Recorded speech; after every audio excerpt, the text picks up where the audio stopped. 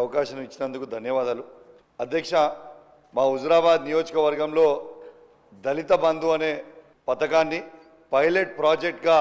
హుజురాబాద్ నియోజకవర్గంలో తీసుకొని సాచురేషన్ మోడ్లో దాదాపు 18,500 కుటుంబాలకి సాచురేషన్ మోడ్లో దళిత బంధు ఇవ్వడం జరిగింది అధ్యక్ష దాంతో ఇవాళ రెండో విడత దళిత బంధు దాదాపు హుజురాబాద్ నియోజకవర్గంలో ఇంకొక 5,000 కుటుంబాలకి ఇవ్వాల్సిన అవసరం ఉంది అధ్యక్ష దీని మీద ఏమీ ఫైనాన్షియల్ ఇంప్లికేషన్ కూడా లేదు అధ్యక్ష ఆల్రెడీ డబ్బులన్నీ కూడా ఆ బెనిఫిషరీ అకౌంట్లో ఉన్నాయి కానీ ఆ అకౌంట్స్ అన్నీ కూడా ఫ్రీజ్ చేసి పెట్టిరు అధ్యక్ష ప్రతిసారి కూడా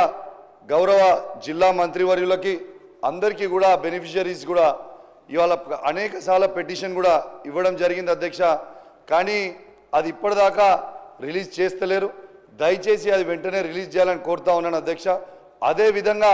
మొన్న దళిత కుటుంబాలందరూ కూడా మొన్న నిరసన తెలిపితే దళిత కుటుంబాల మీద దళిత మహిళల మీద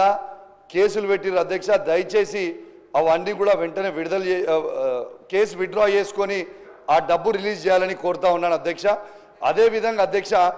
గౌరవ మంత్రి ట్రాన్స్పోర్ట్ మినిస్టర్ గారు కూడా ఉన్నారు కాబట్టి నేను తనను కూడా కలిసి రిప్రజెంటేషన్ ఇవ్వడం జరిగింది అధ్యక్ష కమలాపూర్ మండలంలో మా కేసీఆర్ గారు అన్నాడు 2 కోట్ల రూపాయలతోని అద్భుతమైన బస్ స్టాండ్ కట్టడం జరిగింది అధ్యక్ష ఆ బస్ స్టాండ్ని ఫినిష్ చేయడానికి ఇంకొక 1 కోటి రూపాయలు అవసరం దయచేసి గౌరవ మంత్రి గారు కూడా మొత్తం సబ్జెక్ట్ ఐడియా ఉంది అది కూడా ఇవ్వాలని కోరుతా ఉన్నాను ఇవాళ అధ్యక్ష ఇవాళ దళితులు వచ్చి కూడా ఇలా ప్రగతి భవన్ ముంగట కూడా ఇవాళ రెండో విడత దళిత బంధు విడుదల చేయాలని ఆడికి వస్తే వాళ్ళని కూడా అరెస్ట్ చేసిరు అధ్యక్ష దయచేసి అది కూడా విడుదల చేసి వెంటనే వారిని రిలీజ్ చేయాలని కూడా కోరుతా ఉన్నాను అధ్యక్ష థ్యాంక్ యూ వెరీ మచ్